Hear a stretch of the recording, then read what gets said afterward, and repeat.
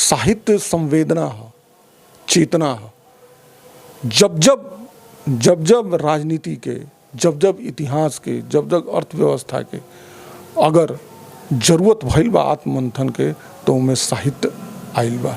9 विषय से मास्टर बानी, 9 विषय से हम MA बानी। पहलका पॉलिटिकल साइंस, दूसर का ह्यूमन राइट, तीसर का रुआ पत्रकारिता, चौथा रुआ भोजपुरी, 5वां रुआ सोशोलॉजी, 6ठा शिक्षा शास्त्र, 7वां इतिहास और 8वां लोक प्रशासन, 9वां हिंदी। और हिंदी से ही हम फिर MPhil कैनी महात्मा गांधी केंद्रीय विश्वविद्यालय से। आज की डेट में हम महात्मा गांधी केंद्रीय विश्वविद्यालय में PhD शोधार्थी बानी। हमार जो अभी विषय बावे उ बावे भोजपुरी लोकगीतों में 1857 एक विश्लेषणात्मक अध्ययन। जब 1857 के लड़ाई भई तो वो जो रहे भोजपुर में, जो ये पूरा भोजपुरी क्षेत्र बा, ये जो लड़ाई अखिल भारतीय स्वरूप दहलस। आज रउआ नाना साहब के, लक्ष्मीबाई के रउआ याद करे तो रउआ वीर कुंवर सिंह, मंगल पांडे, अमर सिंह, पीर अली के भी याद करे के पड़ी। हमारे दोस्त लोग भी, शिक्षक लोग भी कहे कि इतना उम्र पर नहीं निकलता है और स्मृति लोप होती है और ये सब चीज़ होता है, लेकिन हम कहनी के ना हम दे दें, क्योंकि बहुत कम रिजल्ट होला। और हम कोनो JRF खातिर में जितना लोग बा JRF खातिर करते रहे, तो हमारा तो JRF मिलित ना, लेकिन हम एकरा के एगो चुनौती के रूप में स्वीकार कैनी और पिछला 4-5 महीना से हम गहन अध्ययन कैनी। एमे योगदान हमरा गाइड के doctor Anjani Kumar Srivastava, doctor Govind Verma, doctor Pramod Meena sir के बड़ा योगदान बा, जो हमरा कहल लो बड़ा सहज भाव में ये बात के हमरा से कहल लो कि राजेश जी, आपने BA नहीं पढ़ा है हिंदी से, आपने MA नहीं पढ़ा है, केवल IGNOU से आप पास कर गए हैं, इसलिए अन्य विद्यार्थियों से आपको ज़्यादा मेहनत करने की ज़रूरत है। हिंदी जो हवे वो 18 बोली के समुच्चय है, उनमें एगो बोली है भोजपुरी। और जब हिंदी अपना रूप में आवत या 1900 के बाद, जो ना के कहल जाला भारतीय हिंदू युग द्विवेदी युग से, तो 1857 के लड़ाई भोजपुरी में लड़ल जाता, उस समय हिंदी में नहीं थे। कुछ भारत हिंदू कालीन कवि लोग आके लिखल शुरू करता, अंधेर नगरी, चौपट राजा, भारत दुर्दशा, इंगा प्रेम घन वगैरह आके लिखत आलो, लेकिन उस समय भोजपुरी ही बा। और ये बात के जिक्र करता रहे वीर सावरकर अपन किताब में 1857 स्वतंत्रता संघर्ष में, जो उन्होंने किताब लिखता रहे 1907 में। तो 1907 तकले भोजपुरी के अलावा 1857 के लड़ाई के ये क्षेत्र के विवरण हिंदी में नहीं मिला। शिक्षा सही मायने में सही मिलो, एकरा खातिर का करे के पड़ी? तो एकरा खातिर करे के पड़ी कि रउआ 2 काम करे के पड़ी। रउआ पहला स्वाध्याय करे के पड़ी और सत्संगति करे के पड़ी, अच्छा लोग के संगत करे के पड़ी और रउआ स्वाध्याय करे के पड़ी। पुराना समय में स्वाध्याय कम होखे लेकिन संगति बहुत अच्छा रहो, ऐसे लोग जाके वो जा ज्ञान ना बटोरो, ओकरा लगे विद्या आवे। नमस्कार, हमें राना रुआ देख रहल बानी मैच बॉक्स और आज हम बातचीत करे वाला बानी अभी के जौन दौर चलता नु, हमनी के जौन शिक्षा के दौर चलता, उमें ज़्यादातर व्यवहारिक शिक्षा पर फोकस किया जा रहा बा और जल्दी से जल्दी कि नौकरी मिल जाओ और नौकरी के प्रधानता में रखल जाता। लेकिन वही में कुछ लोग ऐसनो बटे जे अकेडमिक स्तर पर बड़ा बढ़िया पढ़ाई कर रहल बा या उमें लागल बा, निरंतर लागल बा। आज हम जेकरा से मिलवावे जा रहल बानी, यहाँ के भी निरंतर लागल बानी और लागला के ही परिणाम बा कि आज उम्र तनी ज़्यादा हो गई बा, तब वो नेट के परीक्षा क्वालिफाई करके और अभी रिसर्च करल बनी मोतिहारी से राजेश पांडे जी। यहाँ के परिचय के मोहताज नहीं खी, यहाँ के रुआ जानत नहीं, नारद मीडिया के यहाँ के संपादक हैं और हमेशा न्यूज़ में आवत रहे नहीं।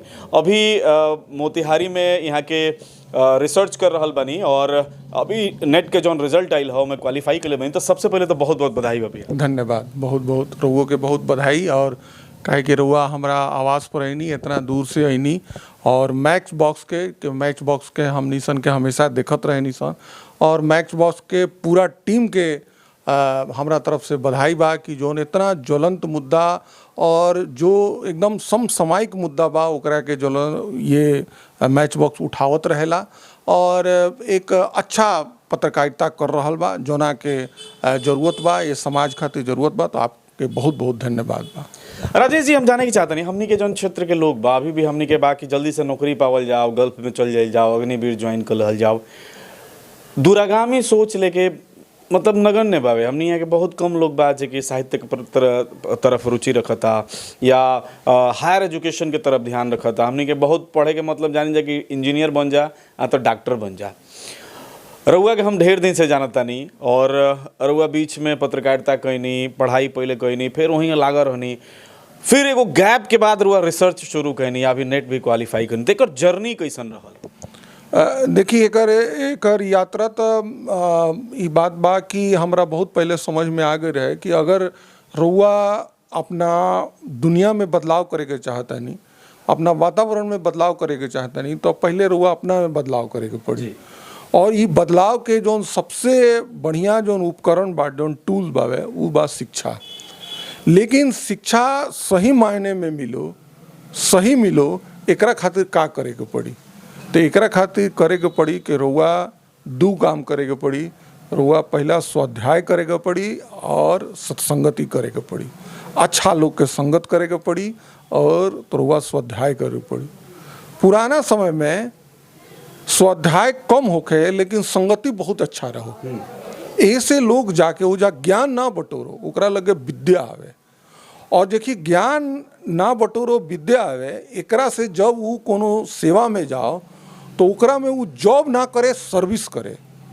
आज रउआ इतना जगह घूमता नहीं तो रउआ ये देखा तो कि लोग अपन जॉब करता, 9 बजे से जाके 5 बजे आवता, भले कुछ होके चाहे ना, कि वो सर्विस नहीं के करती। यानी जौन पद के हम होल्ड करता नहीं, जौना पद पर हम बानी, वो पद मन मुताबिक जो व्यक्ति हमरा सामने आके खड़ा भइल बा, ओकर समस्या के निदान नहीं के होत। कागज भरल जाता, कंप्यूटर भरल जाता, जोनों में खाना बनावल बा ओकरा के भरल जाता, सब कुछ ठीक बा। एकरा से पूरा सिस्टम एक के बाद कोलैप्स कर जाई, गिर जाई।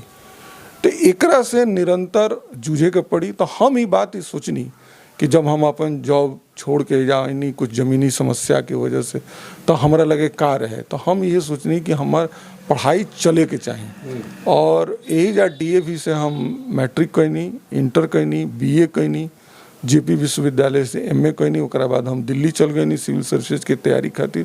ओजा हम कुछ दिन तक ले JNU में भी गईनी, लेकिन सिविल सर्विसेज के PT निकल गया के वजह से हम ना ओकरा के कंटिन्यू कर पैनी।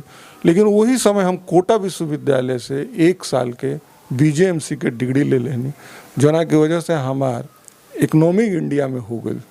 वही में हम 1.5 साल ही काम करनी, उसके बाद हमारी ETV में हो गई, ETV में। लेकिन निरंतर हम अपना पढ़ाई के कॉरस्पॉन्डेंस कोर्स के माध्यम से जारी रखनी। और आज ये बतावे में हर्ष होता है कि हम 9 विषय से मास्टर बानी, 9 विषय से हम MA बानी।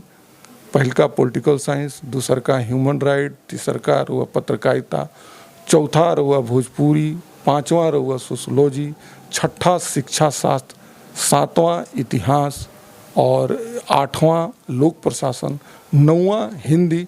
और हिंदी से ही हम फिर MPhil कैनी महात्मा गांधी केंद्रीय विश्वविद्यालय से। आज की डेट में हम महात्मा गांधी केंद्रीय विश्वविद्यालय में PhD शोधार्थी बानी, हम वजह से PhD कर रहल बानी। अभी दिसंबर बैच के जो नेट के परीक्षा रहा उनमें हम बैठनी। हमरा खातिर बड़ा ही चैलेंजिंग रहे कि हमारे दोस्त लोग भी, शिक्षक लोग भी कहे कि इतना उम्र पर नहीं निकलता है और स्मृति लोप होती है और ये सब चीज़ होता है। लेकिन हम कहनी कि ना, हम दे दें, क्योंकि बहुत कम रिजल्ट होला। और हम तो कोनो JRF खातिर में जितना लोग बा JRF खातिर करते रहे, तो हमरा तो JRF मिलित ना।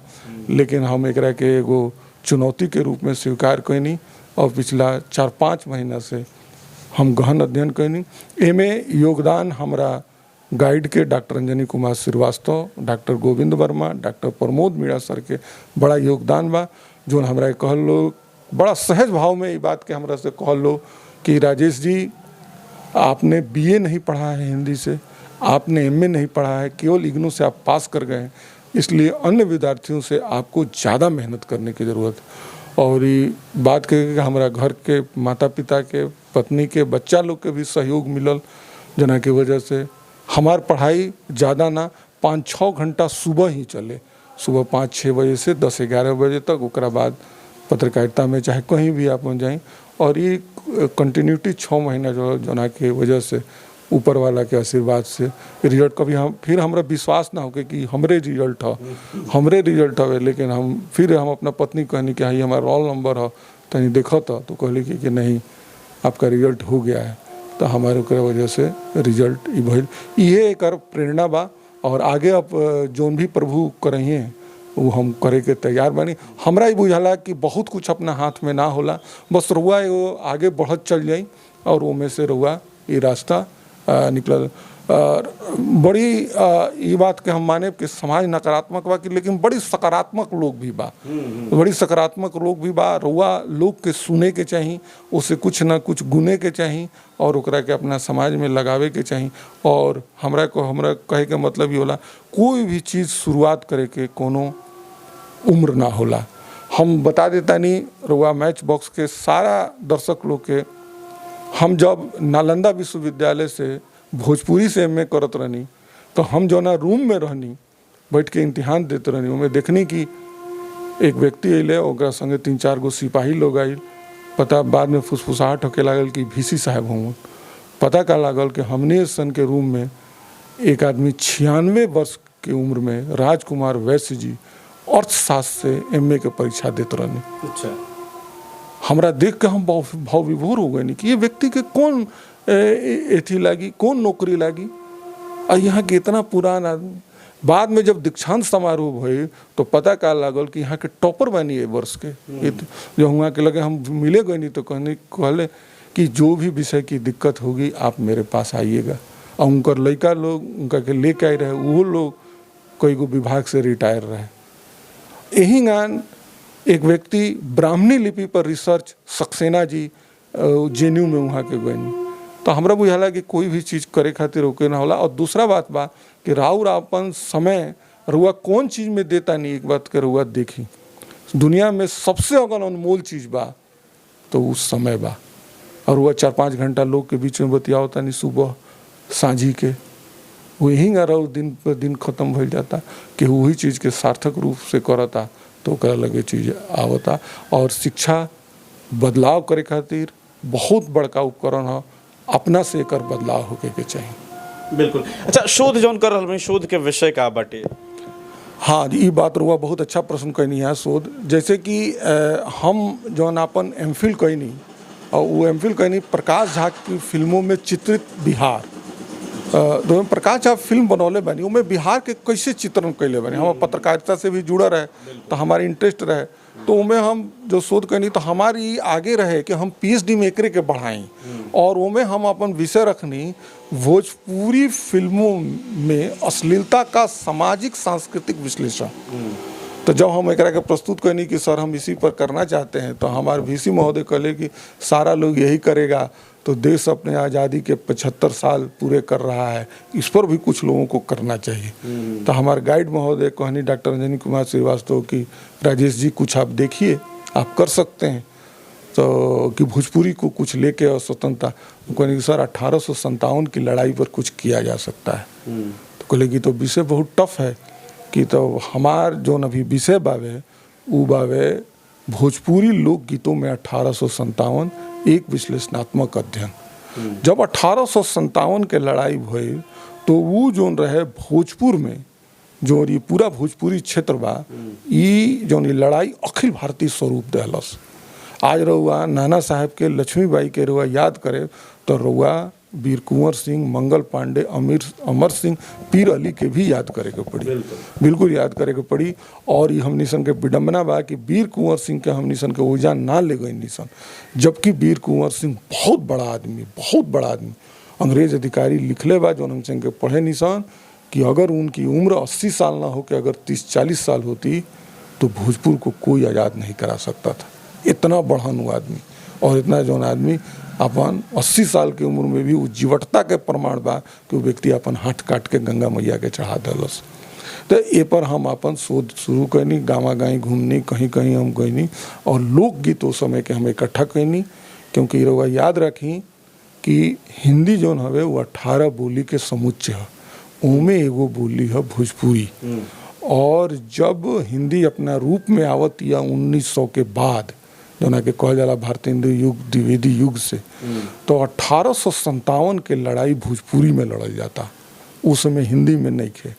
कुछ भारत हिंदू कालीन कवि लोग आके लिखल शुरू करता, अंधेर नगरी, चौपट राजा, भारत दुर्दशा, इंगा प्रेम घन वगैरह आके लिखत आलो, लेकिन उस समय भोजपुरी ही बा। और ये बात के जिक्र करता रहे वीर सावरकर अपन किताब में 1857 स्वतंत्रता संघर्ष में, जो उन्होंने किताब लिखता रहे 1907 में। तो 1907 तकले भोजपुरी के अलावा 1857 के लड़ाई के ये क्षेत्र के विवरण हिंदी में नहीं के मिलत। तो ये बहुत हमारा खातिर चुनौती वाला विषय रहे, लेकिन लगभग ए पर हम सारा मटेरियल इकट्ठा कर लेले बनी। अब कुछ ही दिन में हमनी सन के जौन बाबू अपन जितना काम आज तक के भइल बा वो प्रस्तुत होके वाला बा। एमे जगह जगह जाए के पड़ेला, अपन शोध से संबंधित चीज़ के बतावे के पड़ेला। तो जैसे हमार शोध के जो चीज़ बा, एगो तो पहले पूरा भोजपुरिया क्षेत्र, पहले पूरा भोजपुरिया क्षेत्र 1857 के लड़ाई और लोकगीत और लोक, ए पर हमार काम बावे। तो भाषा भोजपुरी रखले बानी कि ना हिंदी बा ऐसे कि काफ़ी बड़ा हिंदी के फैलाव बावे, और यही से ही जौन बाबू हिंदी में ही बा। हमनी के क्षेत्र में जब देखे नहीं जा रहो अनुभव कैले होके हमू और अनुभव बा कि हमनी के हायर एजुकेशन के तरफ से या साहित्यिक शिक्षा के तरफ हमनी के बहुत ध्यान नहीं खे, एकदम से हमनी के एकदम दुराव बटे उसे। एगो इंसान के बेहतर इंसान बनावे में साहित्य के कितना भूमिका बा और कितना जरूरी बा लोग के साहित्य से जुड़ाव? बहुत बढ़िया प्रश्न। देखिए, साहित्य संवेदना है, चेतना है। जब जब राजनीति के, जब इतिहास के, जब अर्थव्यवस्था के अगर जरूरत भइल बा आत्ममंथन के, तो उनमें साहित्य आइल बा। और साहित्य के बिना समाज नहीं खे। ऐसे साहित्य और समाज के जो संबंध हवे, ओकरा के बेटी रोटी के संबंध कह जाला, एक सिक्का के वो दूगो पहलू हवे। तो ऐसे व्यक्ति जौन बावे उस समाज के ओकर निर्मिति बा, और समाज के जो चितेरा बा उस साहित्य बा। रुआ याद करी दिनकर जी के उनकर कविता ही बावे कि जब राजनीति लड़खड़ाती है तो साहित्य उसको संभालता है। साहित्य में वो एगो बहुत बड़ा, जैसे कि वो भोजपुरी में आज भी कहा जाला कि भारत और बिहार और झारखंड बट गई, बहुत लेख लिखा जाला, लेकिन भोजपुरी में हमनी सन के 2 लाइन में ओकरा के कहे निसन, मिश्री मलाई खैलू कैलू तन बुलंद, अब खैह शकरकंद जब अलगा हो गई झारखंड। इरुआ देखिए कितना मार्मिक चीज बा कि अब बालू, बाढ़, सुखाड़ के अलावा बिहार में कुछ नहीं है। इस साहित्य के ताकत है, और साहित्य सदियों से समाज के आगे वो चले वाला दर्शन है। यही से साहित्य कभी भी पुराना ना होला, नित्य नूतन चिर पुरातन है। ऐसे अगर व्यक्ति के कहल भी जाला कि प्रत्येक व्यक्ति को 3 ही चीज़ पढ़नी चाहिए, एक लिटरेचर, दूसरा साइंस, तीसरा लॉ। ये इतना बड़ा था, साहित्य के कोई सीमा ना होला, वो बिना सीमा की कल्पना, अतिशय कल्पना में उजाला और व्यक्ति के आगे बढ़ावे में ओकर बहुत बड़ा काम होला। यही से साहित्य जौन बावे वो व्यक्ति के जौन हवे हृदय के उद्गार हो, और समाज के दर्पण हो, दीपक हो। वो जितना कुछ कहीं वो कम है। चलिए, बहुत अच्छा बातचीत भइल, और हमने के बतियावे खातिर समय बहुत चाहे, काहे हमने के बात हो रहा है वाला बात नहीं खे। राजेश जी हमारा साथे रहनी है, चूँकि यहाँ के नेट क्वालिफाई कैले बनी और अभी यहाँ के शोध कर रहल बनी मोतिहारी में विश्वविद्यालय से। तो राजेश जी समय देने और बातचीत खनी एकरा खातिर बहुत बहुत धन्यवाद रुआ के। बहुत धन्यवाद रुआ के। और रुआ इतना दूर से जा चल के नहीं, आज बहुत राउर व्यस्तता बा और मौसम भी अच्छा बा। इस समय बारिश नहीं के होत, लेकिन अच्छा बा, और रुआ आगे बढ़ी मैच बॉक्स दिन पर दिन आगे फरो रहो, फुलाइत रहो, और एक दर्शक लोग लगातार बढ़त रहो। सबसे बड़ा बात ही बा कि अपना बोली बानी, अपना माई भाषा में ई जौन बा ई चैनल यूट्यूब चल रहल बा आ ई चले के चाही, निरंतरता में बनल रहो। एकरा खातिर हम बहुत बहुत रुआ के धन्यवाद देता है नहीं और ये कामना करता नहीं कि हिंगा ई चैनल आगे बढ़त रहो। चलिए, बहुत बहुत धन्यवाद। तो हमने के बातचीत करत रही राजेश पांडे जी से, यहाँ के नारद मीडिया के संपादक हैं और साथ ही अभी नेट क्वालिफाई कर लेनी है, तो यहाँ के अनुभव जानल बहुत ज़रूरी रहा। काहे कि हमने के क्षेत्र के भी अगर केहू नेट क्वालिफाई करे के सपना रखता, हायर एजुकेशन के सपना रखता, तो वो यहाँ से प्रेरणा ले सकता। चूँकि रुआ देख ली, यहाँ की उम्र देख के अंदाज़ा लगा सकता नहीं कि यहाँ के बीच में नौकरी भी कहीं नहीं, लेकिन अध्ययन के जारी रखनी करस्पॉन्डेंस के माध्यम से, और आज ये उम्र में आके रिसर्च कर रहल बनी, उहो इतना मुश्किल विषय पर। तो ये काबिल तारीफ बटे। यहाँ से अनुभव लेकर रुआ अपना जीवन में आगे बढ़े खातिर प्रेरित हो सकता नहीं। और फिलहाल देखत रही मैच बॉक्स।